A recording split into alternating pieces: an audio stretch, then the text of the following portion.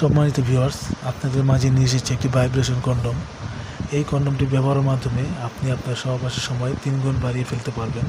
যাদের নাকি জিনিসটিতে সমস্যা রয়েছে, স্ত্রীর সাথে মেলামেশা পারছেন না, স্ত্রীকে পরিপূর্ণ চাহিদা দিতে পারছেন না, তারা এই প্রোডাক্টটি ব্যবহার করতে পারেন। এই প্রোডাক্টটি খুবই সফট একটি প্রোডাক্ট। এটি এই কন্ডমটি শুধু কন্ডমই না, এটির সাথে একটি ডিভাইস রয়েছে। এই ডিভাইসটি হচ্ছে একটি ভাইব্রেশন ডিভাইস।